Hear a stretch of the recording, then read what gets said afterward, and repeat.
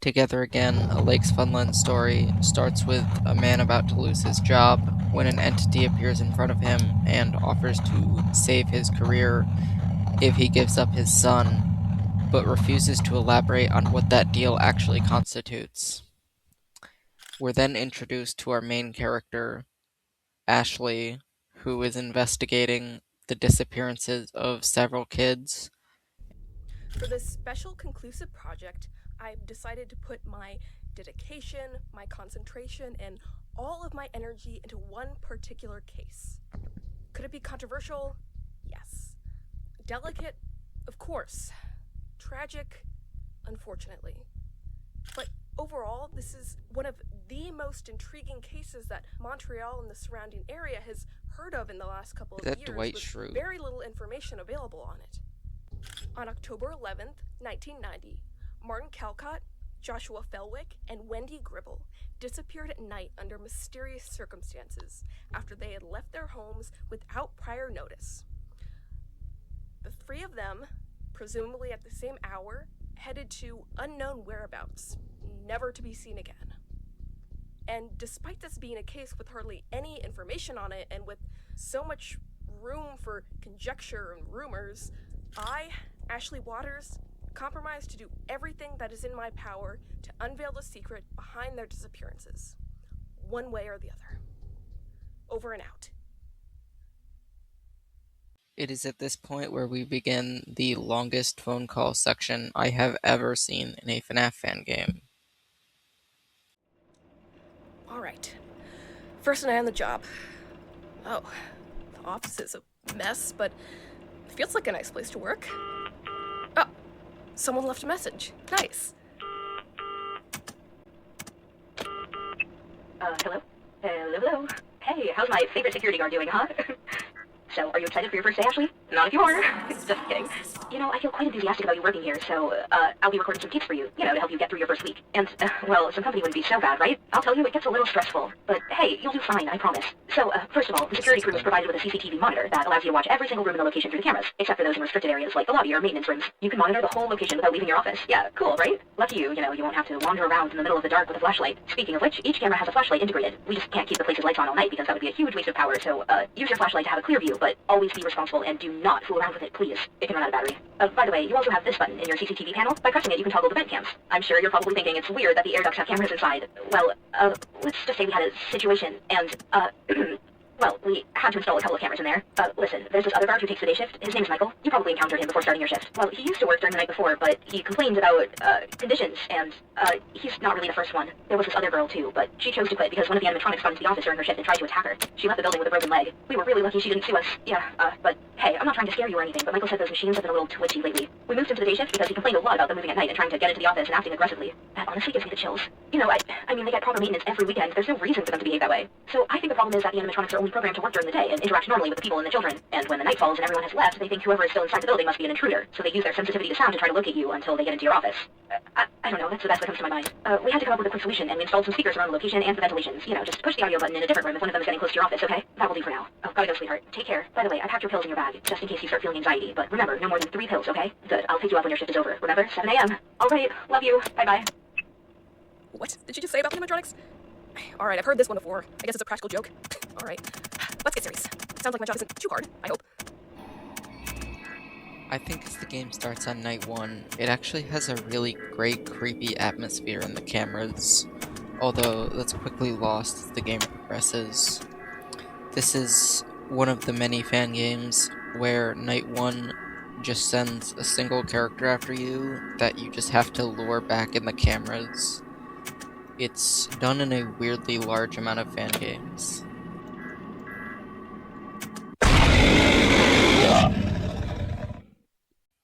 One of the low points of this game is that the office doesn't feel very scary at all, and you don't really see the characters here unless they're killing you, with the exception of the characters who you have to shut the lights off on. But you can barely tell the difference between the lights being on or off, and you can't even see the one that pops out of the vents unless you go out of your way to look over at him. Anyway, Night 1 introduces Hayden, who you just have to lure away from you on the cameras, but each camera can only use the audio lure a certain number of times.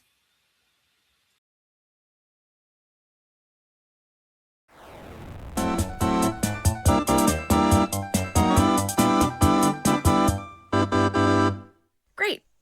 First night done. And that was surreal. Not positively surreal.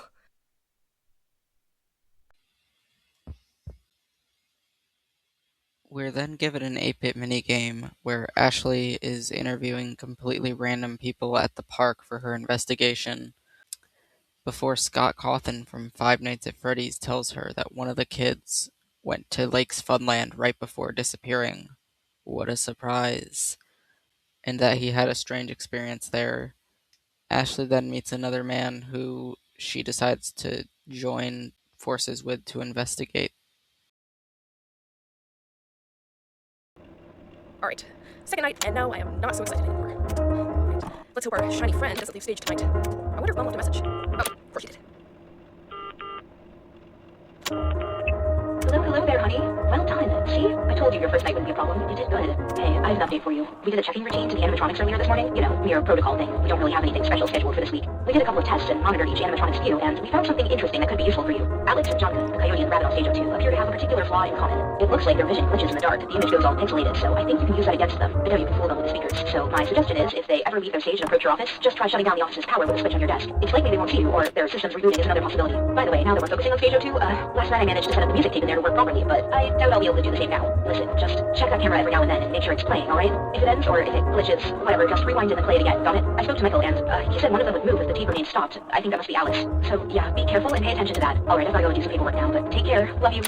Oh god, now you're telling me I have to deal with more of them? At least I have for credit I'll get a bigger paycheck. Night 2 introduces 3 characters: Alex, John Conn, and Alice. Alex and John Conn both work just about the same.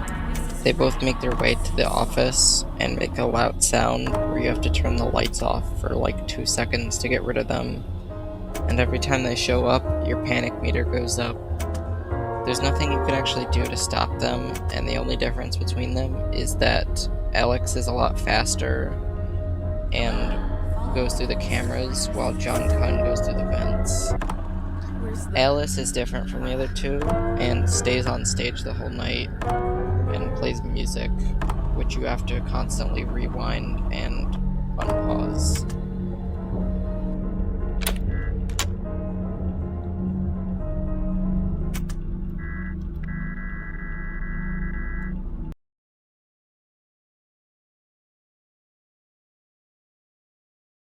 We then get another 8-bit cutscene of Ashley following the random man she met at the park home. She talks to his daughter about her and her mom being friends with the man who was in the first 8-bit minigame along with his son.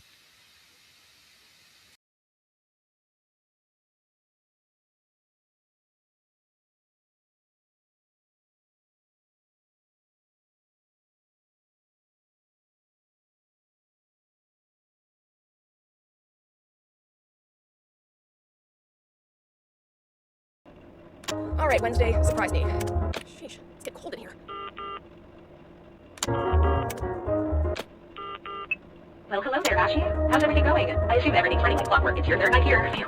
Well, everything's pretty boring during the day. Like I said, we don't have anything special scheduled for this week. There's no birthdays, no holidays, and there's barely any clients. As of today, the only clients we had were a family and a couple. Yeah, you can't imagine how bored I am here. But hey, lucky you. You have the whole location just for you all night. Kids must envy you. I mean, you know, maybe you can just leave your office for a while and, play in the arcade zone for a few minutes. You really are lucky to be the manager's daughter. Well, whatever. This morning I checked some old footage from the cameras. Michael showed me, so I can tell you a few things. Hey, I'm really glad that boy is trying to help you. I didn't want to believe things were that bad for him, but if he's really that worried about you, then I must say I was wrong. But it's just unexplainable, you know? I saw Lake moving from one room to another in the recordings. What Michael did to push him back was kind of curious. I could see him hiding in a dark spot, and then at one point he just stood up in the center of the room, and when Michael turned on the flashlight, Lake just ran away. I think he hates light, so if he tries to bother you, you can bother him with your mighty flashlight weapon. But be very, very wary because he's fast, you know? Alright, Ashley, that's all I have to say. Take care. Bye. Ah, well, there it is. She says I can play a little, then breaks my piece telling me another of these freaks moves too. Great way to lighten the mood, Mom. Night 3 introduces Lake, He will stand in the center of rooms on the cameras, and you have to use the flashlight on him, or he will progress forward. Once he gets to your office, you'll have only like 2 seconds to stop him with the light in the hallway, but that takes a really long time, so if you're on later nights, you're basically dead if that happens.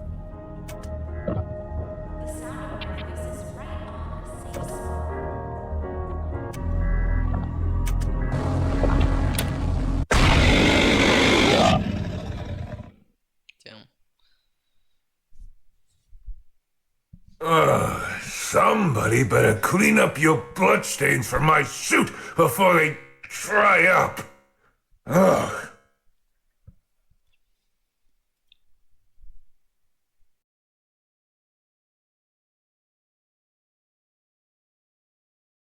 After night 3, there's a cutscene where Ashley talks about her suspicions about Lake's Funland, but they get brushed off.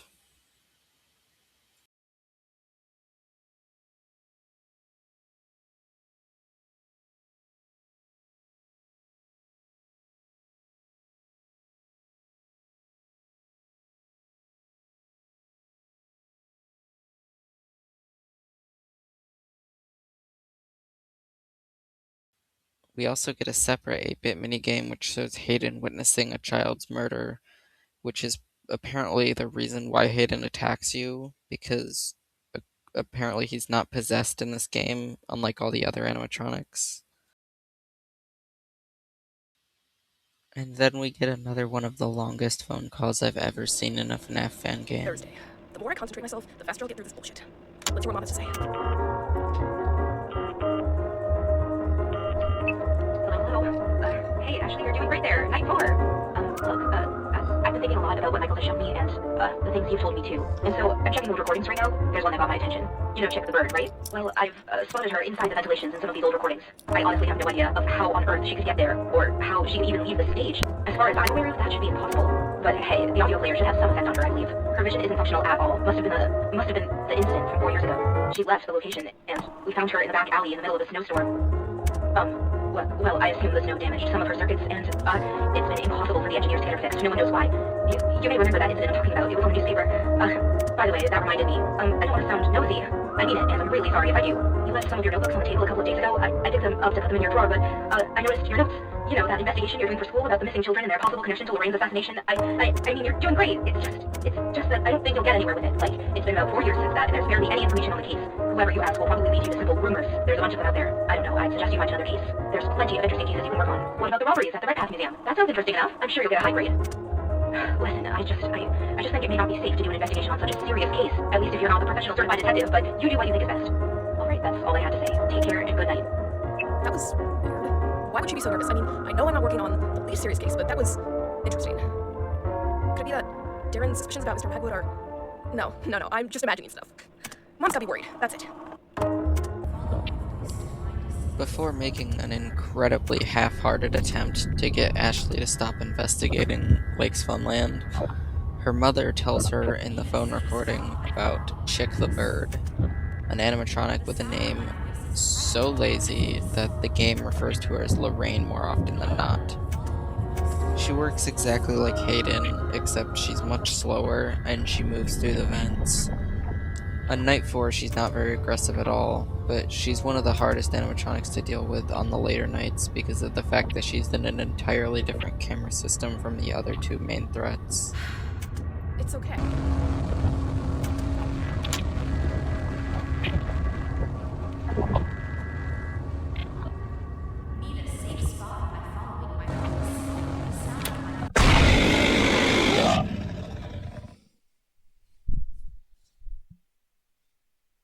Looks like a little pusillanimous wanker wasn't smart enough to trick the fuck out of me.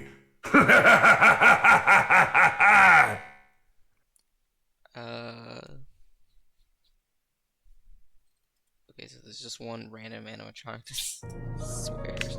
Okay.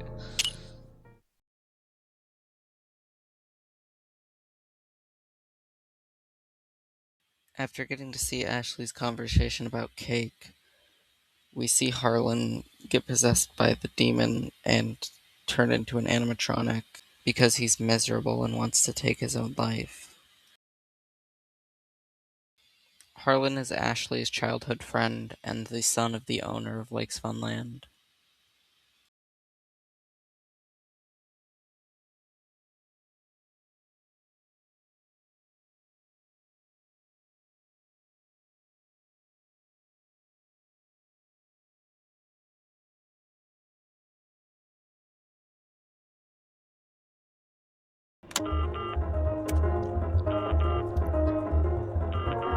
Hey, Ashley, excited for your first weekend? I was thinking of, taking you out when you finish your last shift, or any restaurant you'd like to go to.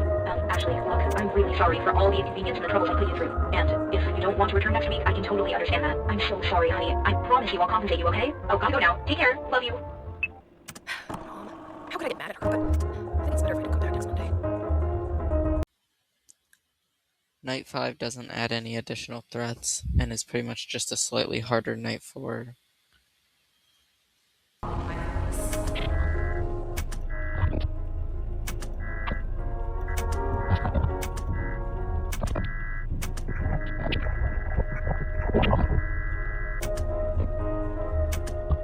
Need a safe spot by following my voice. Hello, follow my voice to find a safe spot.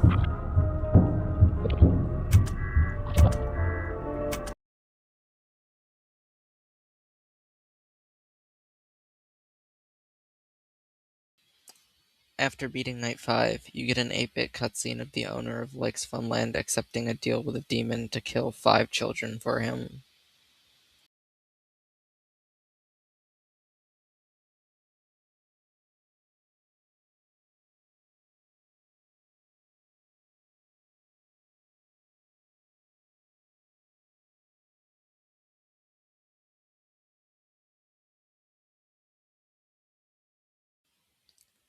We then see one of these murders with a child being killed outside of the restaurant, which was mentioned earlier as a reason to investigate Lakes.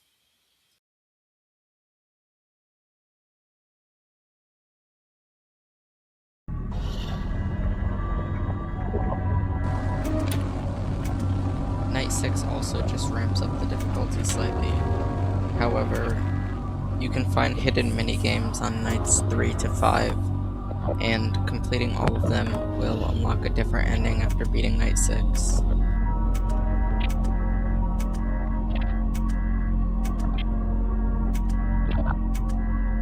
a safe spot by following my voice.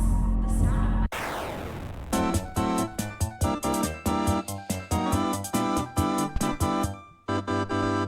Great. Well, it was nice while it lasted. See you never. I'm out of here.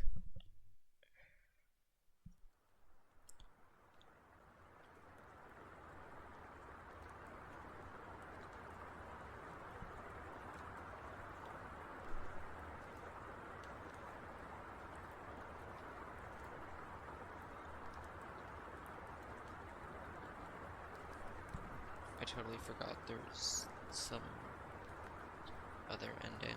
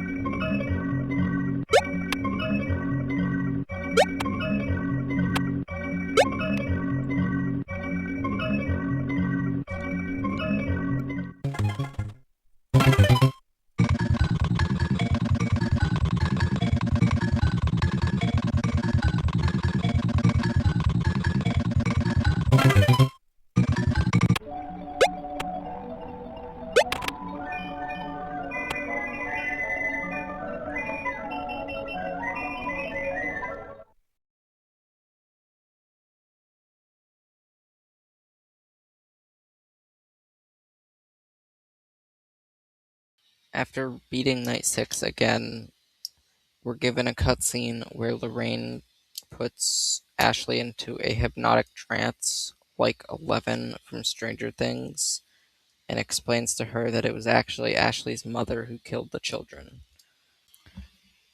presumably to prevent Ashley from being killed herself.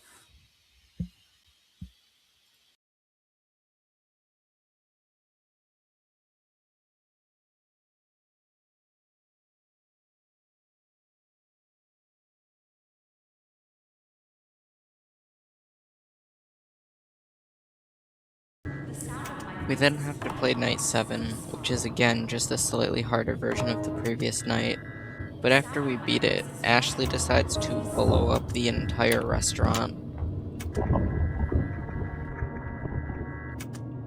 Hello, follow my voice to find a safe spot.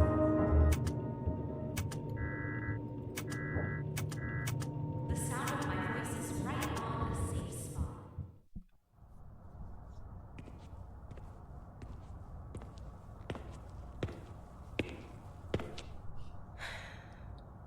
All right, boys.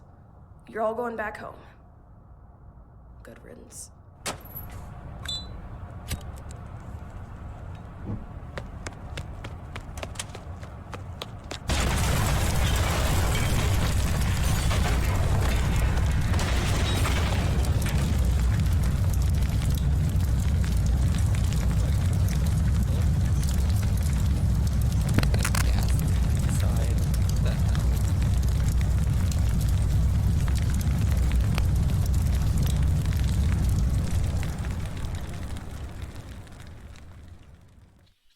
The game's story ends with all of the spirits forgiving Ashley's mother and moving on, but Harlan gets upset with Ashley for destroying the restaurant.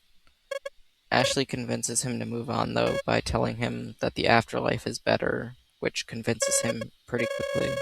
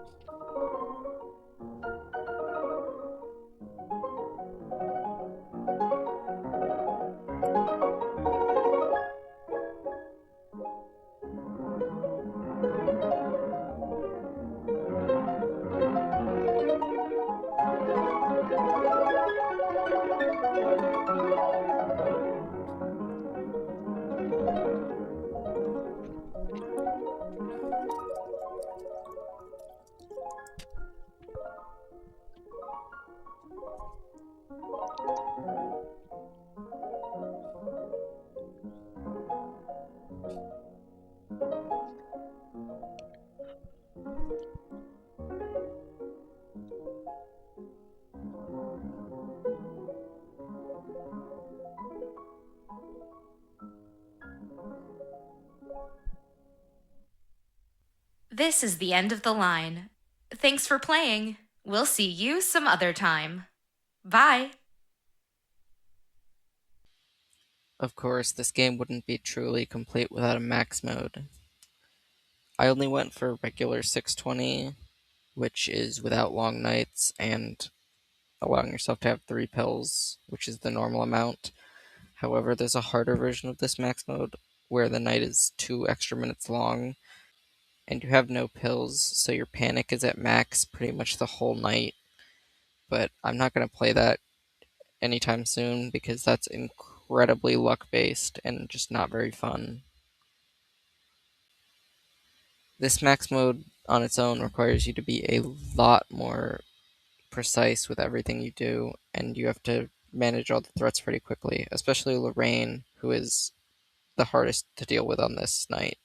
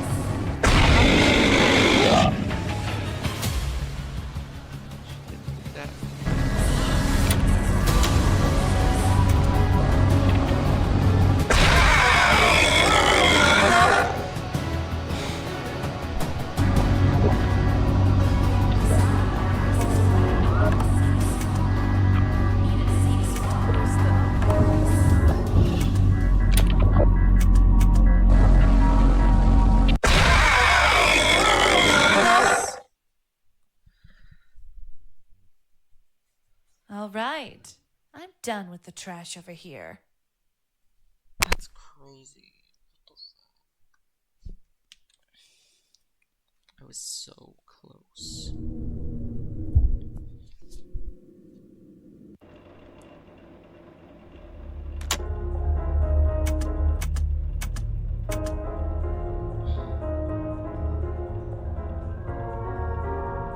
Need a safe spot by following my voice.